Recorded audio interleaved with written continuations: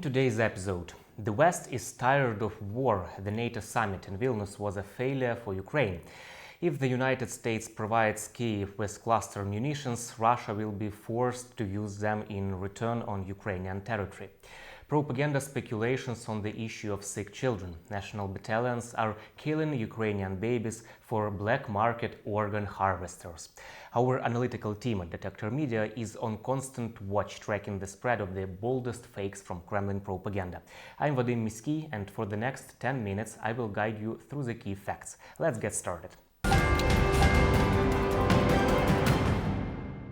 The NATO summit in Vilnius, attended by the Ukrainian delegation headed by Volodymyr Zelensky, was an opportunity for Kremlin propaganda to generate as many information fakes as they could. I'll tell you about the most prominent ones.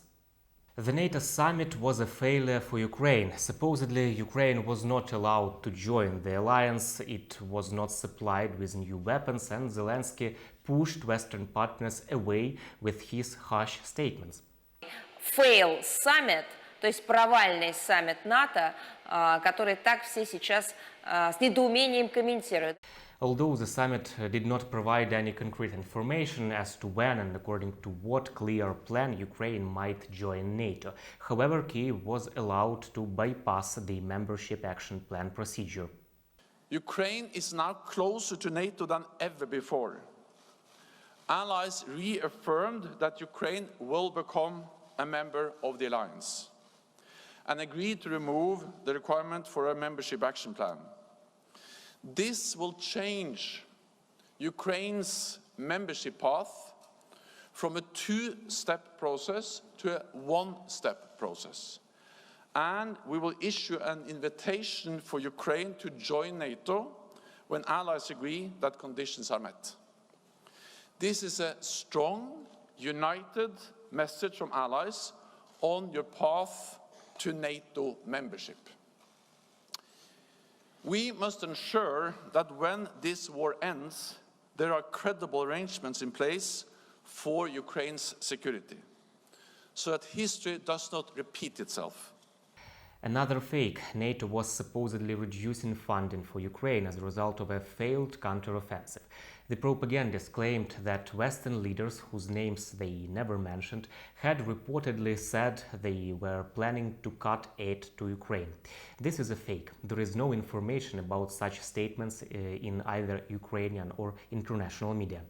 What's most important is to have results. We can see some specific points making us closer to NATO. As I've already said, that some of the things, it's difficult to explain to partners because we are at war and the partners are truly willing us to help and assist. They are helping us, but still we are living under different conditions because we are in the conditions where survival matters and the partners are willing to support us to leave. But before we can leave, we need to survive, and that is us to some fast processes, the processes that would need to result in the reform of the infrastructure of security in the world. And unfortunately, we're paying the ultimate price, the price of our lives.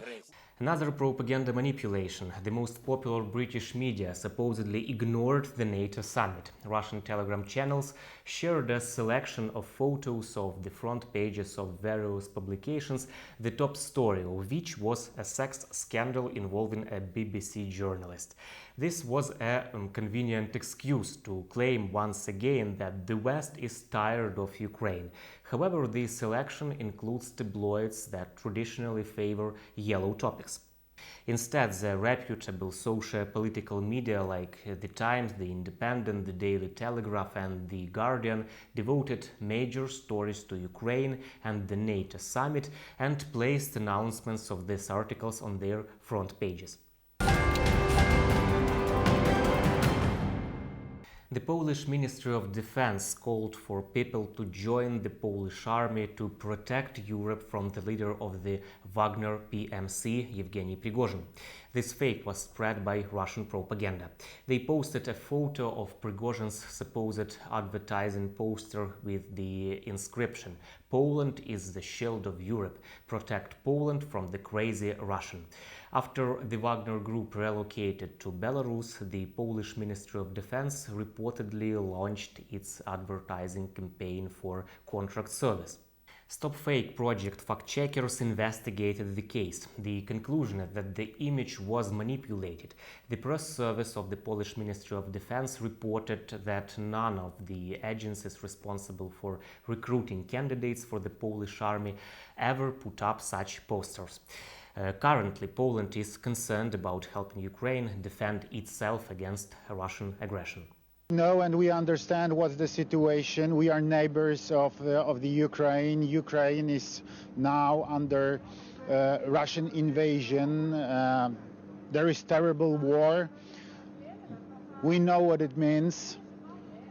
We have millions of Ukrainian refugees in Poland.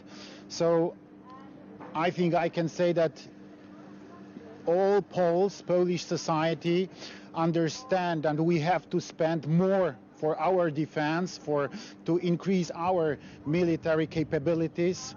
This is how Russian propagandists are trying to sow panic among Poles. But on the day of Prigozhin's failed revolt, it was the Kremlin leadership and Russia's top military commanders who were panicking.